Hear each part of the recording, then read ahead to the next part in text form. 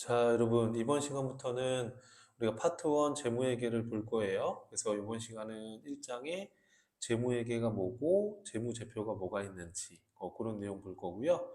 그리고 쭉 2장부터 재고자산, 당자산, 이런 내용들을 같이 한번 살펴볼 겁니다. 자, 바로 한번 들어가 볼게요. 자, 여러분, 첫 번째, 우리가 재무회계가 뭘까, 그리고 재무제표란 무엇인지, 이런 것들을 볼 건데요. 자, 그래서 여러분, 전산 세무 2급 과정에서는 전산회계 1급을 한 번 정도 공부하셨다는 전제로 수업을 하는 거니까 그 점을 여러분들이 이해해 주셔야 됩니다. 그래서 아주 기초적인 얘기까지는 진행하진 않습니다. 그래서 회계 기초가 좀 많이 부족하시다면 전산회계 1급 강의나 또는 뭐 전산회계 2급 강좌도 제가 올려놓은 게 있으니까 그런 내용을 보시고 이 수업을 들어주세요. 여러분, 우리가 재무회계라는 건 뭘까요?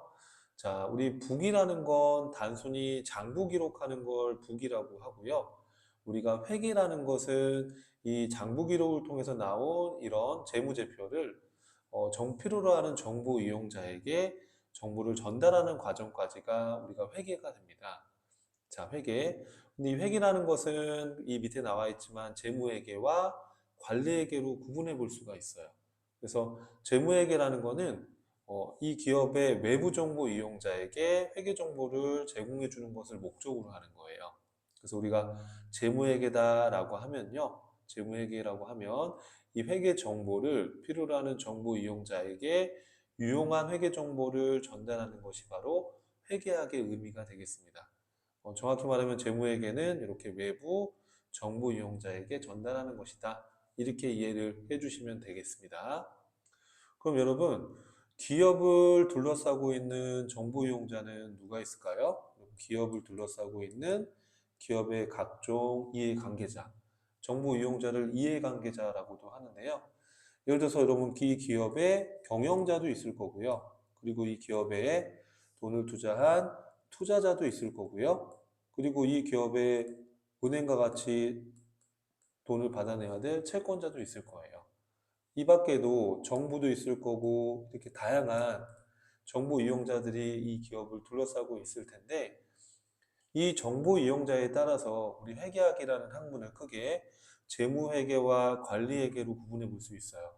그럼 재무회계는 이 기업을 둘러싸고 있는 외부 정보 이용자를 위한 회계라고 보시면 돼요. 이렇게 투자자나 채권자나 정부나 또는 뭐 잠재적 투자자라든지 또 신용평가기관이라든지 이렇게 기업을 둘러싸고 있는 다양한 외부 정보 이용자에게 정보를 전달하는 것을 제공할 것을 목적으로 하는 회계가 재무회계라고 보시면 돼요. 그럼 여러분 이렇게 정보 이용자가 다수이다 보니까 어떤 획일된 기준이 필요하잖아요. 그래서 재무회계에서는 기업 회계 기준이 적용이 됩니다. 자, 그리고 보고할 때 여러분 어때요? 보고할 때 특정 대상자를 특정 주주한테 보고하는 게 아니잖아요. 뭐 경영자한테 보고하는 게 아니고 그래서 다수기 때문에 어떤 딱 기준에 맞는 양식이 필요하겠죠. 그 양식을 재무제표라고 그래요. 재무제표. 재무상태표, 손익계산서 이렇게 등등등. 이건 뒤에 가면 다시 나오니까 그때 말씀드릴게요. 자, 그럼 여러분 이런 재무제표를 보고 수단으로 해서 회계 정보를 제공하게 되는 거죠. 자, 보고 주기는 어떻게 될까요, 여러분? 자, 우리 재무회계에서는 1년에 연결산을 해서 연차 보고할 수도 있고요. 또는 상장기업 같은 경우에는 분기별로 하거든요. 그래서 보고. 그러니까 3개월 단위로 또는 반년마다 반기 보고할 수도 있고요. 이렇게 보고 주기가 정해져 있어요. 여러분, 이렇게 재무회계는. 자, 재무회계의 성격은 과거 지향적인 성격이 좀 강하죠. 그래서 우리가 과거의 거래들을 정리해서 재무제표를 만드는 거잖아요. 주의해야 될 거는 여러분 재무회계가 미래 어떤 예측을 하는데 도움이 안 되는 건 아닙니다. 이제 이 지향점이 과거 지향적이라는 것이지 미래 정보를 예측할 수 있습니다. 그것 좀 헷갈리시면 안 되고요. 자, 여러분 그러면 그와 반면에 관리회계는 뭘까요? 관리회계는 기업의 내부 정보 이해관계자인 경영자를 위한 회계다 이렇게 이해하셔도 좋을 것 같습니다. 물론 뭐 종업원도 있을 수 있겠죠. 근데 쉽게 이해할 때 그냥 경영자다.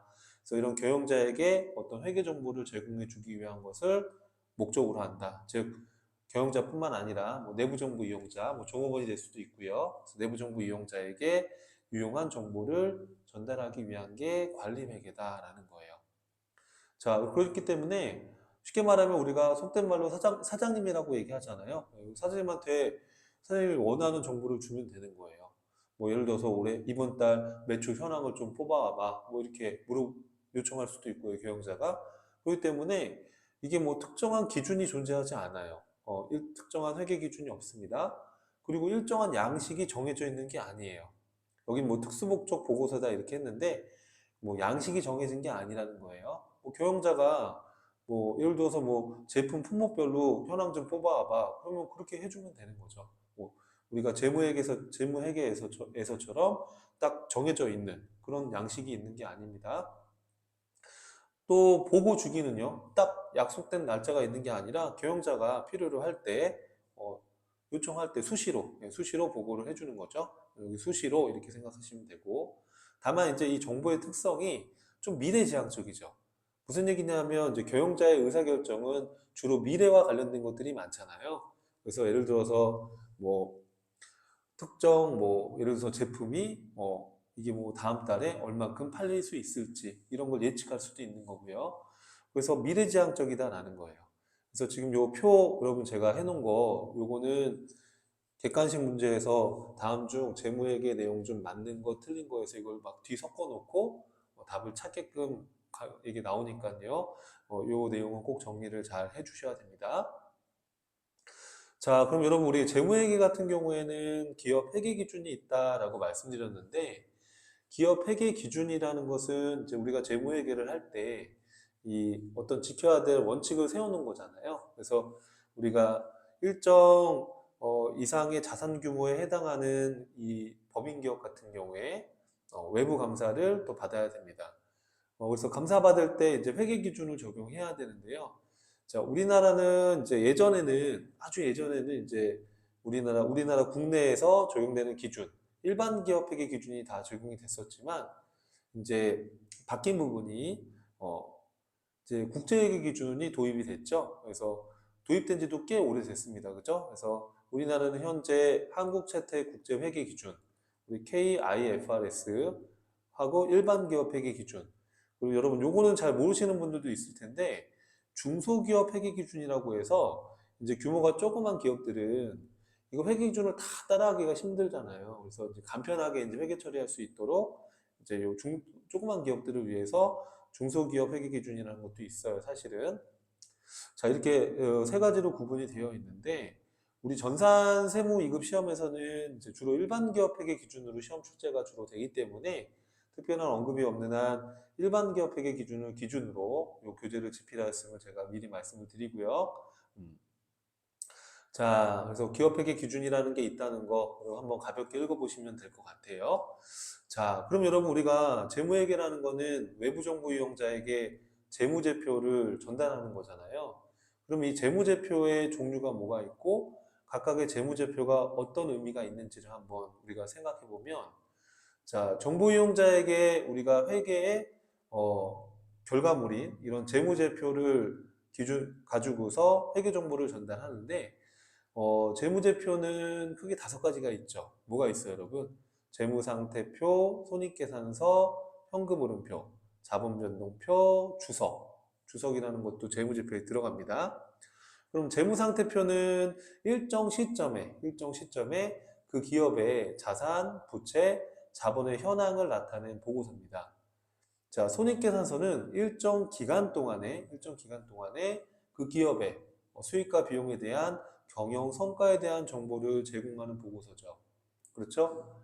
자, 현금흐름표는 여러분 일정 기간 동안에 기업의 주요 활동을 이렇게 영업활동, 투자활동, 재무활동으로 구분해서 현금 흐름을 보여주는 보고서예요.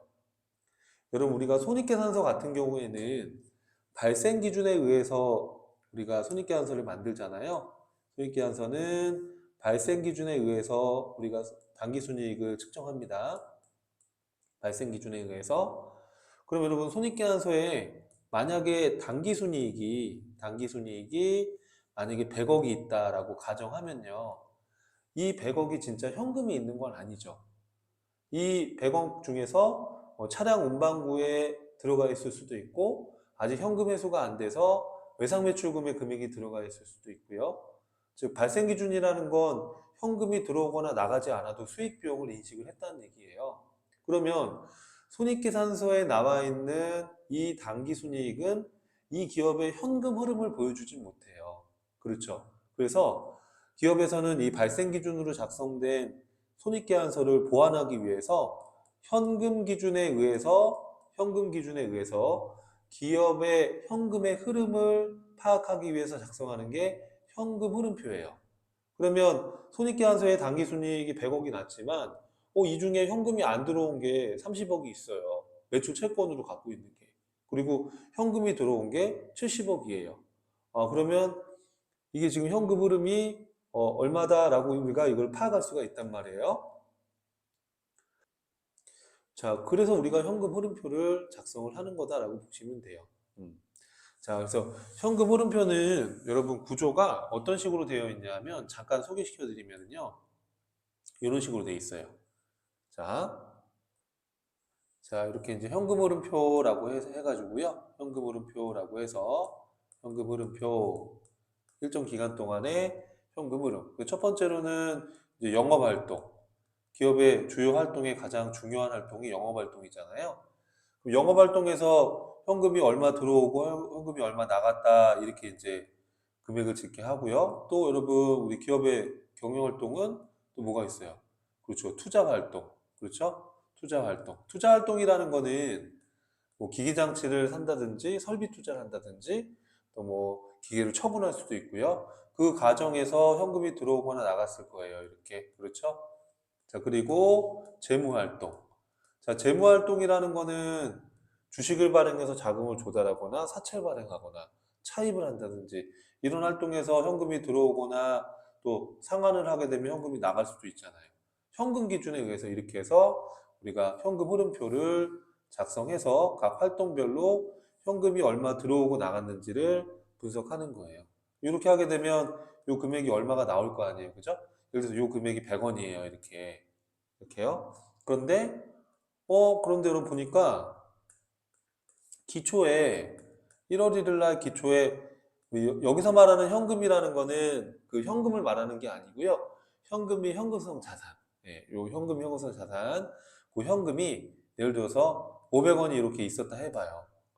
그럼 여러분 기말에는 현금이 얼마 있겠어요, 여러분? 기말에 남아있는 현금이 현금성 자산은 얼마 있겠어요?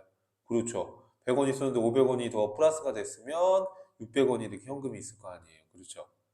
그러면 요 기말에 있는 요 600원은 재무상태표에 우리 현금이 현금성 자산의 금액과 일치하게 되는 거예요. 이렇게 손익계산서의 당기순이익만으로는 기업의 현금 흐름을 보일 수는 없으니까 이렇게 별도로 이렇게 손익계산서를 보완하기 위해서 기업의 어떤 현금 흐름을 나타내는 이런 현금 흐름표를 우리가 만들어 볼 수 있는 거예요. 이거를 현금 흐름표라고 해요. 이해되죠, 여러분? 그래서 이 구조를 외우라고 적어준 건 아니고요. 요 글로 돼 있으면 좀 헷갈릴 것 같아서 제가 기본 주요 내용만 이렇게 한번 간단하게 한번 그림을 그려봤어요. 그래서 영업활동, 투자활동, 재무활동으로 기업의 현금 흐름을 제공하는 보고서다. 자본변동표는 이제 자본에 대한 현황을 나타내는 거예요. 예를 들어서 재무상태표의 기초에 자본이 100원이 있었는데 기말에 자본이 500원으로 늘어났어요. 그러면 그 500원으로 된 이유가 있을 거 아니에요. 뭐 당기순이익이 생겼다든지 또는 유상증자를 했다든지 또 그 외에도 감자를 할 수도 있고요.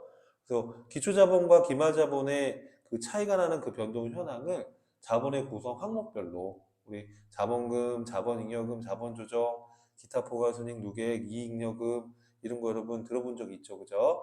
자본의 구성 항목별로 이 변동 현황을 나타내 주는 거예요. 그래서 여러분 지금 너무 부담 느끼지 마시고 이런 게 재무제표구나 가볍게 보고 넘어간 다음에 뒤에서 이제 또 하나하나씩 배우는 거니까요.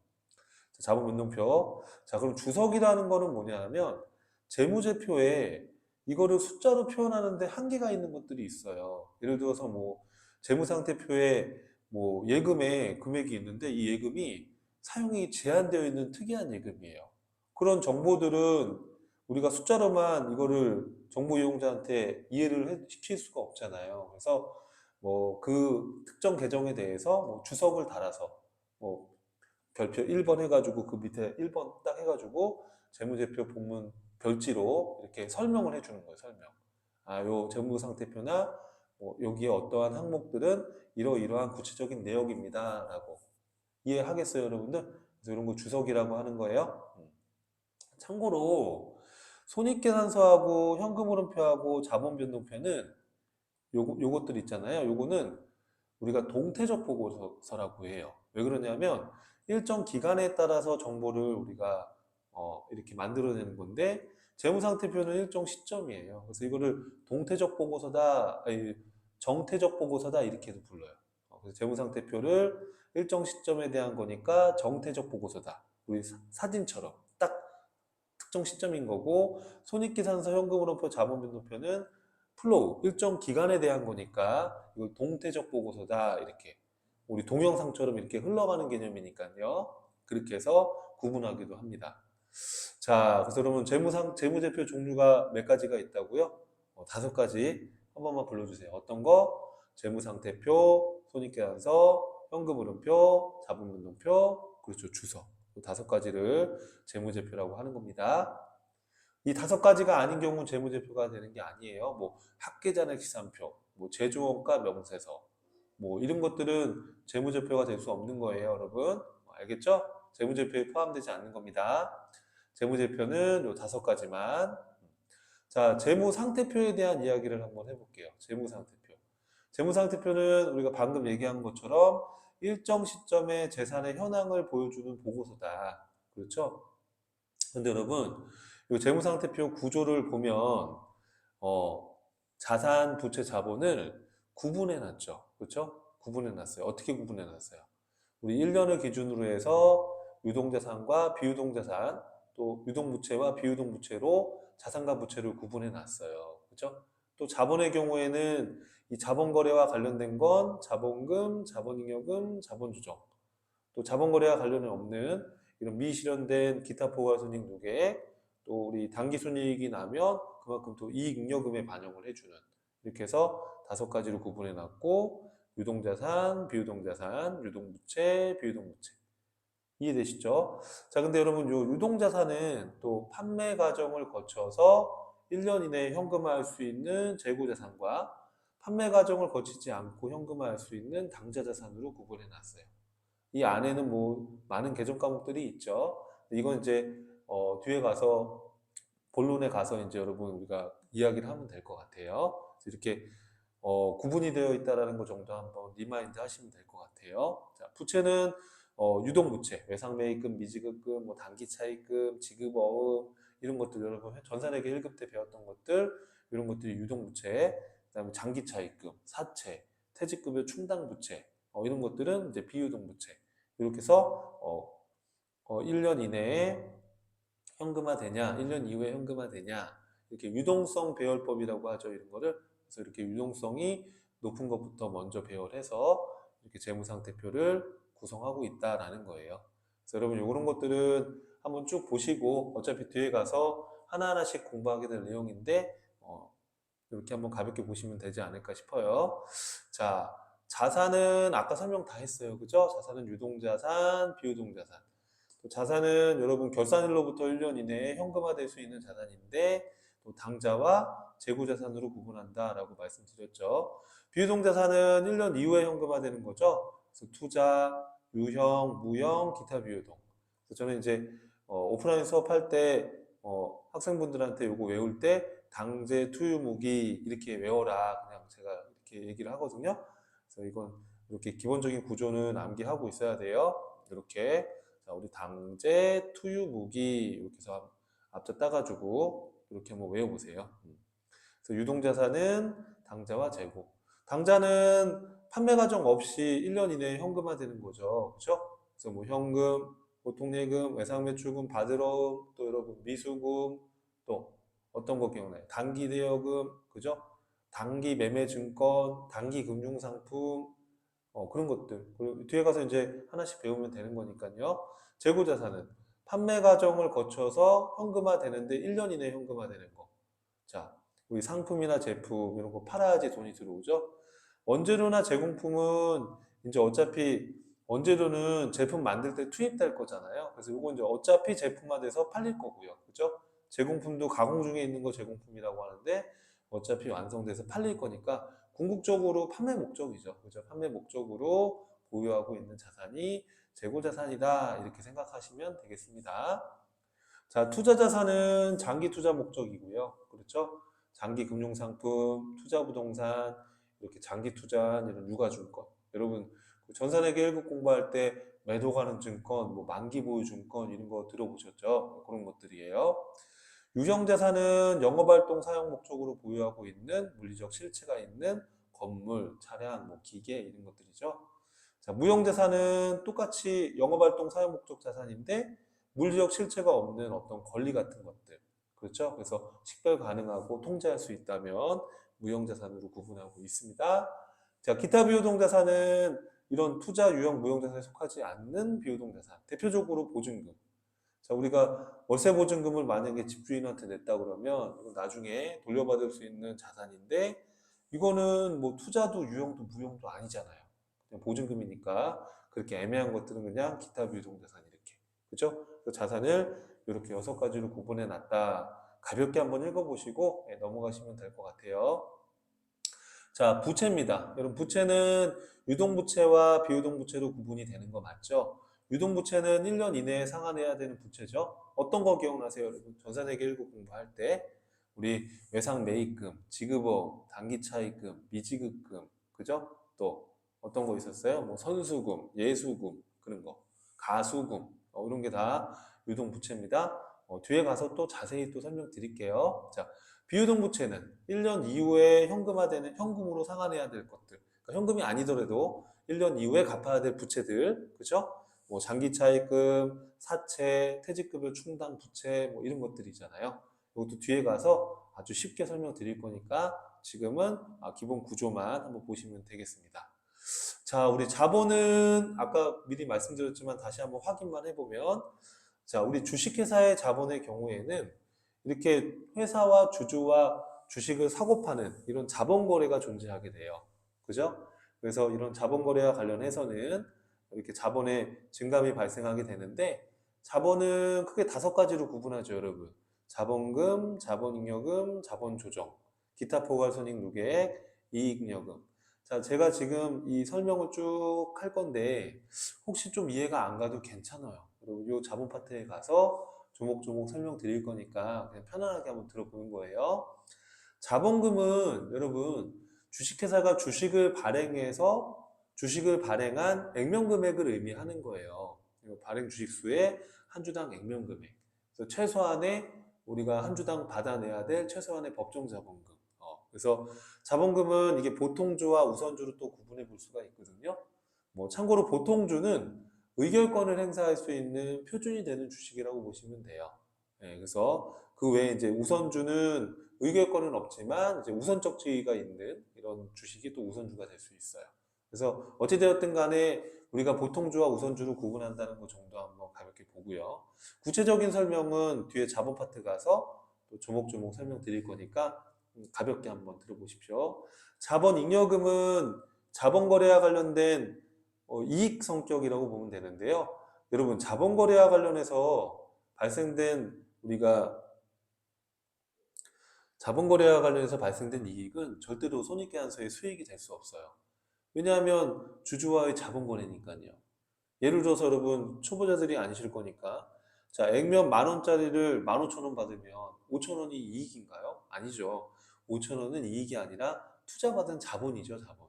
근데 그거를 액면 금액 초과된 그 5,000원 더 받은 거를 자본 거래에서 발생한 잉여금, 자본 잉여금으로 구분하는 거죠. 그런 걸 우리가 뭐라고 배웠어요, 옛날에? 그렇죠. 예전에 전산회계 1급 배우실 때 자, 주식 발행 초과금이라고 하죠. 자, 저희는 뭐 감자 차익, 자기 주식 처분이익 이렇게 자본 거래를 통해서 잉여금이 생겼을 때 이건 수익이 아니라 재무상태표에 자본잉여금이라는 거. 구체적인 설명은 뒤에 가서 또 아주 쉽게 설명드릴게요. 그래서 혹시 이해 안 가도 상관없어요. 여러분 알았죠? 네, 자, 자본 조정. 자본 거래와 관련해서 손해받거나 임시적인 성격의 자본 항목들이에요. 이렇게. 그래서 뭐 주식을 싸게 발행해서 주식 할인 발행 차금이 생겼거나 우리 뒤에서 공부하겠지만 감자차손, 자기주식 처분 손실 등과 같은 이렇게 자본 거래와 관련된 뭐 손실이나 임시적인 항목들인데 뭐 또 얘기하지만 여러분 자본 거래와 관련된 건 절대로 수익 비용이 될 수 없다는 거. 그래서 손실이나 이런 게 났을 때는 자본 조정으로 재무상태표에 뭐 자본 대변에 차감적으로 표시하는 거지 이거를 뭐 차변의 비용처럼 이렇게 기록하는 게 아니라는 거. 아주 기초적인 얘기지만 다시 한번 말씀드려봤습니다. 자, 그 다음에 여러분 기타 포괄손익 누계액은 자, 이거는 자본거래는 아니에요. 자본거래는 아니고 자본거래가 아니면 손익거래인데 손익거래이긴 한데 이 손익이 언제 실현될지 굉장히 좀 불확실한 이런 장기간에 걸쳐서 이게 언제 실현될지 모르는 이런 미실현 손익들이 있잖아요. 이런 것들이에요. 그래서 우리 뭐 여러분들 전산회계 1급 때 명칭 정도는 들어봤을 것 같은데 뭐 매도 가는 증권 평가 이익이나 손실 이런 거 그렇죠? 매도 가는 증권은 장기 투자한 주식 채권을 말하거든요. 그럼 장기 채권, 장기 투자한 주식이나 채권이 뭐 시가가 오를 수도 있고 떨어질 수도 있으니까 매도 가는 증권 평가 이익이나 손실이 날 수도 있는데 이건 손익계산서에 단기 순이익에 포함되지 않고요. 이게 재무상태표에 이제 기타 포괄손익 누계액으로 이렇게 잡아놓는 거예요. 실현되기 전까지. 이게 뭐 처분이 돼서 실현이 되면 그때 처분 손익으로 대체를 하는 것이고 실현되기 전까지는 손익계산서에 단기 순이익에 집어넣지 않는 거예요. 왜냐하면 이렇게 언제 실현될지도 모르는 미실현 손익들을 손익계산서에 단기 순이익에 집어넣어버리면 이 성과보고가 왜곡될 수 있잖아요. 뭐 이익을 뻥튀기 할 수도 있는 거고 기업들이. 그래서 이런 것들은 우리가 기타 포괄손익 누계액으로 재무상태표에다가 표시를 한다는 거. 재평가 잉여금. 우리 유형자산 가서 공부하겠지만 유형자산도 공정가치로 평가를 할 수가 있습니다. 일반 기업회계 기준도. 그랬을 때뭐 건물의 시가가 올랐다. 그럼 재평가 잉여금. 근데 이거는 미실현된 거니까 이렇게 손익계산서에 단기순이익에 넣는 게 아니라 기타 포괄손익 누계액 재무상태표에다가 반영을 시켜 놓는 겁니다. 자, 이익여금은 우리 손익거래 중에 영업활동을 통해서 이렇게 영업활동을 통해서 벌어들인 단기순이익을 여기다가 쌓아놓는 거예요.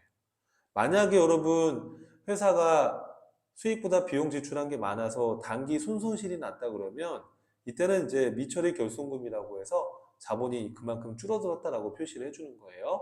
이익이 나면 이 이익잉여금이 이제 누적되는 거고 회사가 이제 계속 손실 났다 그러면은 미처리 결손금 이렇게 구분이 되는 거예요.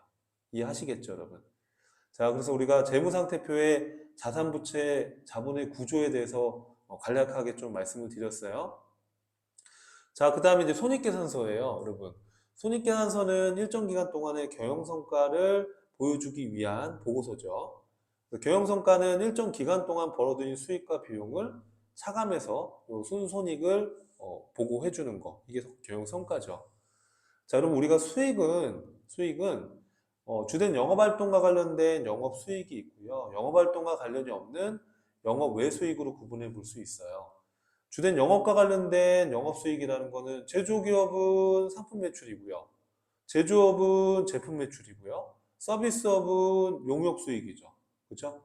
뭐 건설업 같은 경우에 뭐 공사 수익 이렇게 기록하기도 합니다만 자, 이렇게 주된 그 기업의 영업활동과 관련된 수익을 우리가 영업수익이라고 하는 거예요.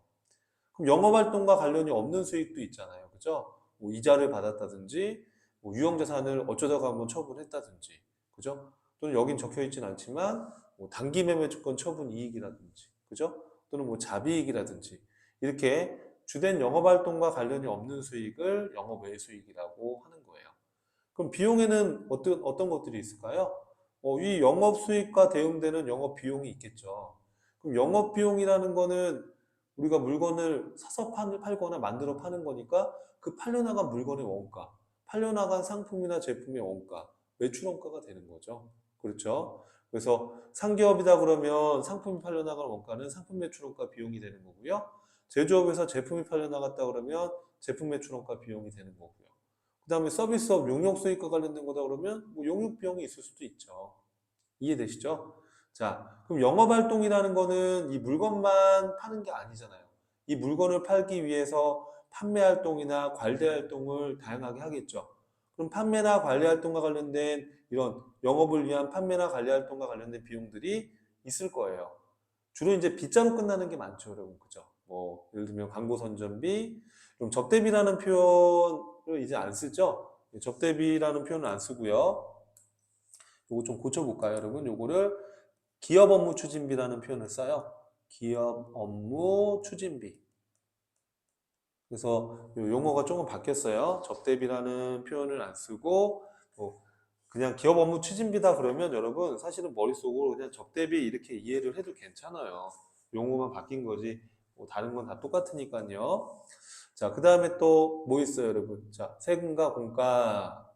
자, 이거 외에도 주로 이제 빗자로 끝나는 것들이 많죠. 뭐 여비교통비, 수선비, 차량 유지비, 그 다음에 기업 업무 추진비, 그쵸? 또 뭐가 있었나요? 뭐 수도 강연비, 뭐 등등등. 이렇게 급여, 임차료 이렇게 판매나 관리 활동과 관련된 비용들을 판매비와 관리비라고 하고요. 영업 활동과 관련이 없는 비용은 영업 외비용이 되는 거죠. 그렇죠? 그래서 뭐 이자 비용, 유용자산 처분 손실, 뭐 단기 매매주권 평가 손실, 단기 매매주권 처분 손실, 뭐 무형자산 처분 손실 등등등, 그쵸? 네. 법인세 비용은 법인이 이제 세금 낸 비용을 말하는 거죠. 이 법인세라는 건 이제 법인의 소득에 대해서 납부하는 세금이다 이렇게요. 자, 여러분 어때요? 이렇게 구분하는 거 괜찮으시죠? 자, 손익계산서 구조를 우리가 한번 이해를 해보면, 요게 이제 보고식으로 구조를 제가 한번 보시라고 한번 해놓은 건데, 자, 우리 손익계산서는 이렇게 매출 총 손익, 영업 손익, 법인세 차감전 순손익, 단기 순손익으로 구분을 할 수가 있어요. 물론 뭐 기업 뭐 중단 사업 이런 거 있으면 뭐 그걸 또 구분해서 하는데, 뭐 그걸 처음부터 이렇게 여러분들이 보시기보다는 이제 쭉 여러 공부하고 그렇게 아주 지엽적인 것들 있잖아요. 사실은 그런 것들은 다 공부하고 쭉 한번 좀 그 다음에 이제 세심하게 좀 보시면 되는 거니까 저는 이제 그 정도까지 표현하지는 않았어요. 예. 뭐 초반부터 이렇게 너무 지엽적인 것까지 말씀드리면 또 지칠 수 있거든요, 공부할 때. 제가 이제 오랫동안 수업을 해보니까, 그래서 이제, 제 수업 경험 같은 걸 토대로 이렇게 책을 집필하다 보니까, 다른 시중에 있는 교재랑 그런 부분이 좀 차이가 있으실 수는 있을 거예요. 하지만 여러분 어차피 저를 만난 거니까 인연이라고 생각하시고, 제 강의를 토대로 또 자격증 합격하시는데 도움이 되셨으면 좋겠습니다. 또 그런 마음으로 또 강의를 지금 찍어서 올리고 있고요. 예. 그래서 하여튼 좋은 결과 있으면 여러분 또 후기도 한번 이렇게 남겨주시면 너무 좋겠네요. 자, 여기 손익계산서 구조인데요. 자, 손익계산서 구조는 기본적으로 상품 매출, 그죠? 상품 매출. 맨 처음에 매출이 기록이 되고요. 뭐 제조기업이면 제품 매출. 그래서 지금 상품 매출이 100만 원이라고 제가 가정을 해봤어요. 상기업이어가지고요. 상품이 팔려 나갔어요. 상품 매출 원가. 그죠? 상품 매출 원가는 우리가 기초에 30만 원이 상품이 있었고 올해 구입한 게 50이에요. 그럼 60, 90 그러면 80만 원의 상품이 있었는데 10만 원이 지금 남았다는 건 70만 원어치 팔린 거죠. 이렇게 해서 상품 매출 원가에 대한 산출 근거를 밑에다 표시를 해줍니다. 그래서 이제 70만 원에 사서 100에 팔았으니까 매출 총이익은 30이고요. 이 매출 총이익을 얻기 위해서 들어간 비용들이 있을 거잖아요. 아까 얘기했던 판매비와 관리비, 뭐 급여, 임차료, 이 밖에도 우리가 아까 봤던 무슨 빗자루 끝나는 것들, 여비교통비, 기업 업무 추진비, 차량 유지비 등등등 그런 것들을 빼서 자 빼는 건데요. 여기 지금 급여 16만 원, 임차료 4만 원이라고 해놨으니까 20만 원이 판매비와 관리비가 되는 거죠. 그럼 이제 영업이익이 나오는 거죠. 자, 30만 원 물건 팔아서 이익이 났고 그다음에 판매비와 관리비로 20만 원 비용 지출했으니까 10만 원이 영업을 통해서 벌어들인 영업이익이다. 그럼 이제 영업 외수익과 영업 외비용이 있을 수 있으니까 그런 것들을 더하고 빼면 법인세 차감전 순이익이다. 법인세 비용을 빼면 당기순이익이다. 이런 식으로 해서 우리가 분석을 해볼 수 있는 거죠. 그렇죠? 그래서 10만 원에서 영업의 수익 만 원 더하고 영업의 비용 3천 원 빼면 10만 7천 원. 그렇죠? 그런데 법인세 낸 게 2만 7천 원이라고 가정을 하면요. 그러면은 8만 원이 당기순이익이 되는 거죠. 이해되시죠? 자, 그 손익계산서 상의 매출액은 여러분 주의할 거는 순매출액으로 보고가 돼요. 뒤에 가서 이제 또 수익비용 파트 가면 또 이게 나옵니다. 순매출액이라는 거는 우리가 총 매출한 금액에서 뭐 예를 들어서 물건을 팔았다가 반품받은 게 있다. 그 반품을 매출 환입이라고 하거든요. 그거는 빼고 또 물건 팔았다가 우리가 값을 깎아준 게 있다. 매출 애눌이라고 하는데 이것도 이런 게 있으면 빼는 거죠. 또 매출 할인. 예를 들어서 예상으로 물건을 팔았지만 조건을 걸어서 며칠 내에 돈 현금 주면 몇 퍼센트 할인해 줄게. 뭐 이렇게 할인해 준 게 있을 수도 있고요. 이런 것들을 이제 빼고 순매출액으로 보고가 되는 거예요. 예를 들어서 여러분 뭐 예를 들어서 10만 원의 제품 뭐 상품을 팔았는데 10만 원의 상품을 팔았는데 이 중에 예를 들어서 뭐만 원은 반품 받고 뭐 3천 원은 애누리 해주고 2천 원은 할인해 줬다 그러면 우리 회사의 진짜 매출액은 얼마예요?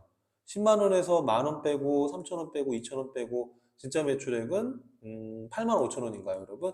이 8만 5천 원이 순매출액이 되는 거예요. 그럼 이 순매출액이 여기 손익계산서에 보고가 되는 거예요. 이해하시겠죠, 여러분? 요 구체적인 사례는 그 뒤에 수익 파트 가면 제가 해놨으니까 그 뒤에 가서 또다시 설명 한번 드릴게요.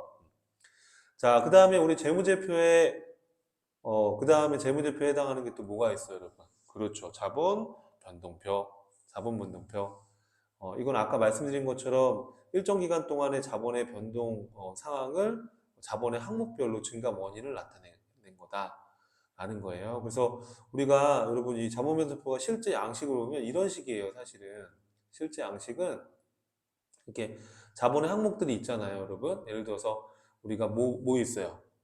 중요한 건 아닌데 여러분 또 궁금해할 수 있으니까 자본금 또 여러분 자본잉여금 또 여러분 자본 조정 또 기타 포괄 손익 누계 또 여러분 이익여금 이렇게 있잖아요, 그렇죠? 그러면 이 자본의 이 항목들이 1월 1일 엑셀년도 1월 1일 기초에는 얼마씩 이렇게 있었을 거 아니에요, 금액이요, 그렇죠? 그런데 X 1년도 12월 말일 날에는 연말에는 이 금액들이 다 바뀌었을 거 아니에요. 그죠? 그러면 이 바뀐 이유가 있을 거 아니에요. 그 원인들을 여기다가 이제 중간중간에다가 써서 이게 왜 이렇게 금액이 바뀌었는지를 보여주는 거예요. 이런 포맷으로 되어 있어요, 여러분. 참고로. 뭐 이런 양식을 묻지는 않을 거예요, 저희 시험에서. 예. 그렇지만 이런 구조로 되어 있는 게 자본 변동표예요. 아시겠죠? 자, 그래서 자본 변동표의 구조는 이렇게 자본금, 자본잉여금, 자본조정, 기타 포괄수익, 이익잉여금 또는 뭐 결손이 있을 수도 있고요. 각 항목별로 기초잔액 이렇게 해서 또 기말잔액 이렇게 기말잔액 해서 이 중간에 변동사항들을 여기다가 쭉쭉쭉 이렇게 표현을 해주는 거예요. 이렇게 변동사항을. 이해하시겠죠? 이런 거를 우리가 자동 변동표다 이렇게 얘기를 하는 겁니다. 자, 현금 흐름표는 기업의 경영활동을 이렇게 영업활동, 투자활동, 재무활동으로 구분해서 우리가 발생 기준에 의해 작성된 손익계산서를 보완하기 위해서 현금 기준에 의해서 각 활동별로 현금이 얼마 들어왔고 얼마가 나갔는지 그 현황을 보여주기 위한 보고서다. 그래서 단기 순이익만 보고 이 기업의 지급 능력이 좋다 이렇게 판단하면 안 되죠. 이 단기 순이익을 기반으로 해서 기업의 이 영업활동 현금 흐름이 어떻게 됐는지 이런 걸 비교해서 우리가 분석을 해봐야 되는 거예요. 이해하시겠죠? 현금 흐름표의 기본 요소는 아까 말씀드린 것처럼 영업활동, 투자활동, 재무활동으로 구분이 되고요. 영업활동이라는 거는 이 제조기업이다 그러면 물건을 만들어서 또 이렇게 물건을 만들어서 파는 거, 그죠? 또 상기업이다 그러면 상품을 만들어서 파는 거. 그거예요, 여러분. 우리가 생각하는 그 상기업이나 제조업의 물건을 파는, 또 제조기업이면 물건을 만들어서 파는 이런 활동들이 다 영업활동과 관련된 것들이죠. 네. 자, 투자활동, 재무활동, 이해활동이 바로 영업활동이겠죠. 그걸로 말하면 투자활동이라는 거는 우리가 시설 같은 이런 유형자산이나 무형자산 같은 걸 취득하거나 또 처분하거나 이런 활동은 이제 투자 활동이 되는 거죠. 또 유가증권이나 투자자산을 취득하거나 처분하거나 뭐 이런 활동들을 떠올리시면 될 것 같아요. 재무활동은 자금 조달이나 자금 상환이나 이런 것들이죠. 그래서 금융기관으로부터 뭐 차입을 한다든지, 뭐 차입한 금액을 상환한다든지, 주식이나 사채를 발행해서 자금을 조달한다든지, 뭐 이런 게 재무활동이 되는 거죠. 그래서 이렇게 활동을 세 가지로 구분해서 현금 기준에 의해서 현금 흐름을 따져보자라는 게 현금 흐름표예요. 자, 그럼 여러분 실제 시험 문제는 그냥 단순한 문제 이제 몸풀기로 그냥 한번 이렇게 제가 올려놓은 건데요. 가볍게 한번 보시죠. 다음 중 회계에서 산출되는 정보를 재무회계 분야와 관리회계 분야로 나눌 때 관리회계 분야에 해당하는 회계 정보의 항목이 뭐냐 이렇게 되어 있어요. 일정 시점의 회사의 재무 상태를 나타내는 재무 상태표. 이거는 재무회계에서 얘기하는 거죠. 일정 기간 동안의 성과 평가를 위한 사업부별 손익정보, 사업부별. 이건 손익계산서를 말하는 게 아니잖아요. 이건 내부적으로 사업부서별로 손익이 얼마인지를 따지는 거니까 이게 이제 관리회계 측면에서 얘기하는 거라고 보시면 되겠죠. 그렇죠? 이렇게. 답은 2번인데 여기 밑에 답이 보이네요 또. 자, 일정 기간 동안 기업의 현금 유출입 내역에 관한 정보, 이건 현금 흐름표, 이건 재무회계에서 얘기하는 거고, 일정 기간 동안 자본의 크기와 변동을 내역을 보고하는 것은 그렇죠. 우리 재무회계의 자본 변동표를 말하는 거니까 이 중에 관리회계적인 측면을 나타내는 말은 2번이네요. 그렇죠? 예. 자, 2번에 회계기준상 재무제표에 해당하지 않는 거. 자, 여러분 손익계산서, 재무상태표, 현금흐름표, 또 자본변동표, 주석은 재무제표고요. 이런 제조원가 명세서, 또 뭐 학계자의 시산표, 뭐 이런 것들은 재무제표에 해당하지 않아요. 그 5가지 빼고는. 답은 몇 번이에요? 그러면 그렇죠, 4번. 이렇게 해서 밑에 참고하시면 되겠습니다. 자, 그래서 여러분 요번 강의는 첫 강의인데 여러분 지금 강의에서 조금 이렇게 내용이 좀 받아들이기 어렵다는 느낌이 들 수 있는데요.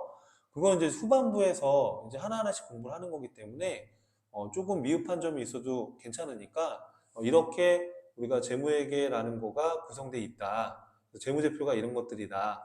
가볍게 보시고 그 다음 강좌로 쭉 이어서 가십시오. 자, 오랜 시간 고생하셨고요. 다음 강의에서 또 만나 뵙겠습니다. 감사합니다.